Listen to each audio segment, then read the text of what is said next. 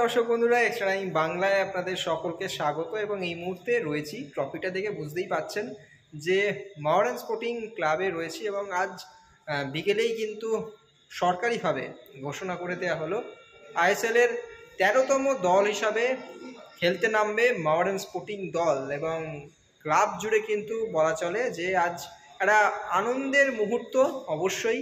এবং যে আই লিগের ট্রফিটা এই মুহূর্তে দেখতে পাচ্ছেন, সেই আই লিগ জিতেই কিন্তু আইএসএল এ চলে এসেছে মহারান স্পোর্টিং। এবং আজ তা সরকারিভাবে ঘোষণা করে দিল এফএসডিএল।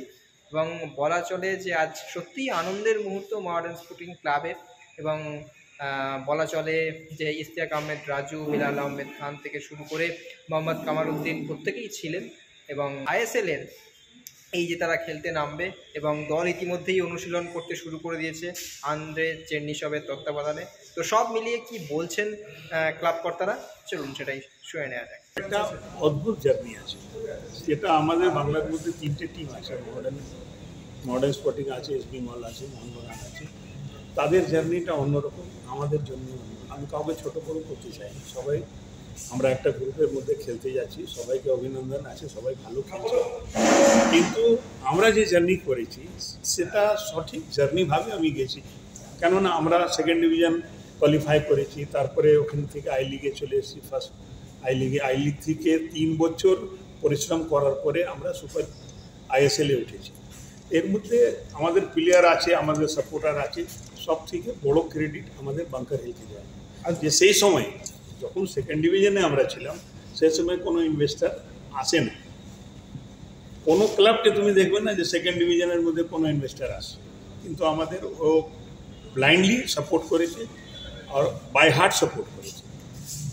তার জন্যে আমরা সেকেন্ড ডিভিশন থেকে ফার্স্ট আই লিগে এসেছি। আই লিগ 3 বছর পরিশ্রম করার পরে আমরা আইএসএল কোয়ালিফাই করেছি। বললাম থ্রু ওয়েবসাইট এফএসডিএল এর এখান থেকে যে আমাদের অফিসিয়ালি যেটা আছে আইএসএল এ আমরা মানে ফাইনাল হলো যে আমরা আইএসএল এ পার্টিসিপেট করব, যেটা ওরা জানিয়েছে। এটাই হলো মেন।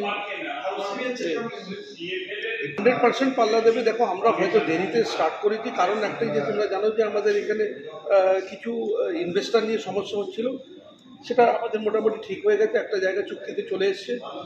প্র্যাকটিস আমাদের অবশ্যই আমরা লেটে স্টার্ট করেছি, কিন্তু যেভাবে টিম প্র্যাকটিস করছে আশা করছি যে আমরা ভালো একটা ফল। খুবই আনন্দের দিন আজকে সবার জন্য, অফিসিয়াল সমর্থক, আমার ইনভেস্টার সবার, বিশেষ করে বাংকারি দীপকরা। আজকে যে এই যে আইএসএল জায়গা, এর মধ্যে যদি অরূপদাকে বা ক্রীড়ামন্ত্রীকে বাদ দেওয়া যায়, তাহলে আমার মনে হয় ঠিক হবে না।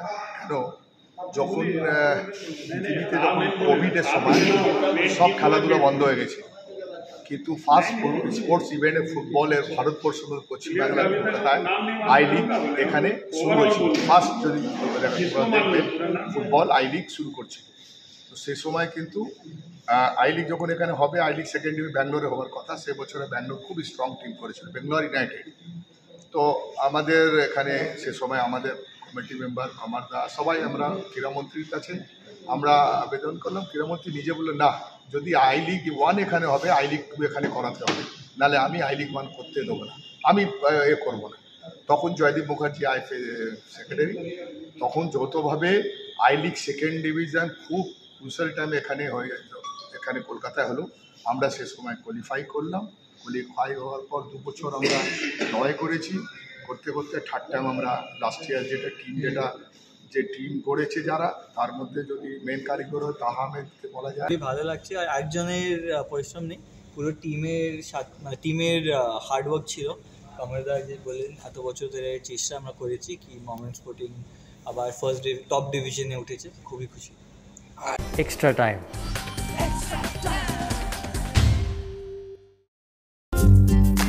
লেটেস্ট নিউজ আর এক্সক্লুসিভ ভিডিওর সঙ্গে আপডেট থাকতে এখনই সাবস্ক্রাইব করুন আমাদের ইউটিউব চ্যানেল।